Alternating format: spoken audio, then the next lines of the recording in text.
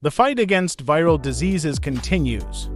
Welcome to CROI 2.0-5, the conference on retroviruses and opportunistic infections, where groundbreaking research on HIV, COVID-19, and other viral infections takes March center 9th stage. To March 12th, scientists and healthcare professionals from around the world gathered in San Francisco to unveil new prevention strategies, potential cures, and revolutionary treatments.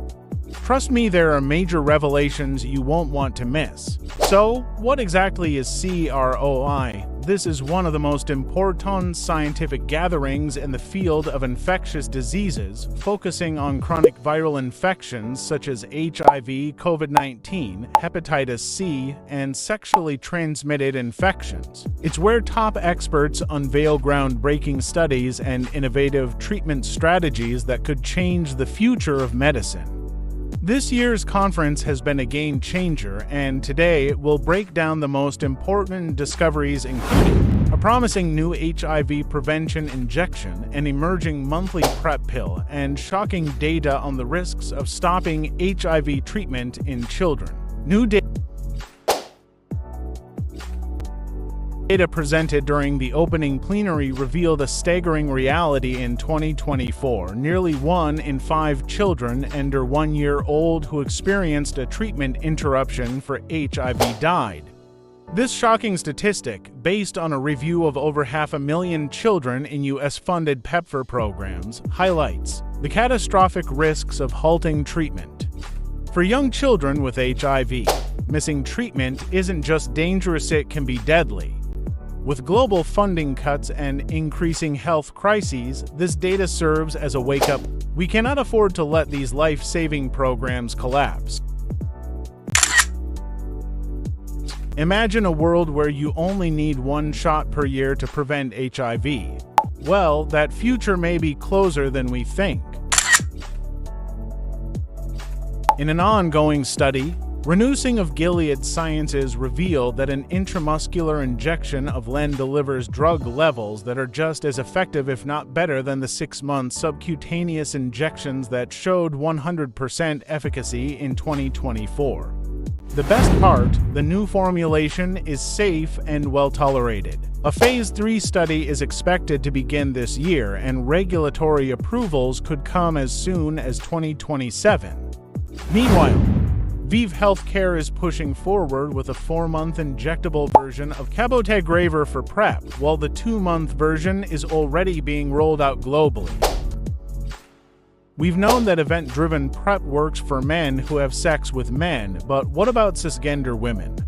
For the first time, new modeling research shows that on-demand PrEP could be highly effective for women as well, but the dosing schedule matters. Mackenzie Cottrell from the University of North Carolina presented findings that adding a 4th day of dosing significantly increased protection from vaginal HIV exposure.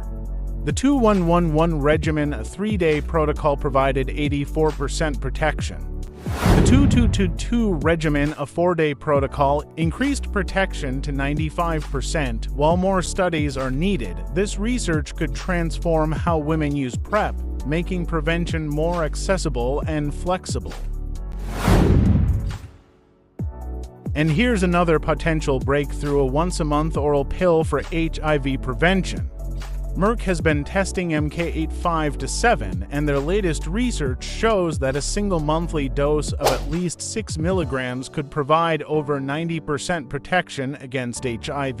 A Phase 2 trial is currently testing 3 milligrams, 6 milligrams, and 12 milligrams doses, and full-scale efficacy trials could start later this year.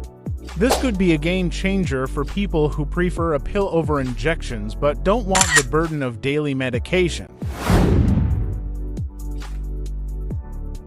Another major highlight from CROI 2.0-5 comes from the Purpose 1 trial, which tested both lenacapavir and descovy for PrEP among cisgender women.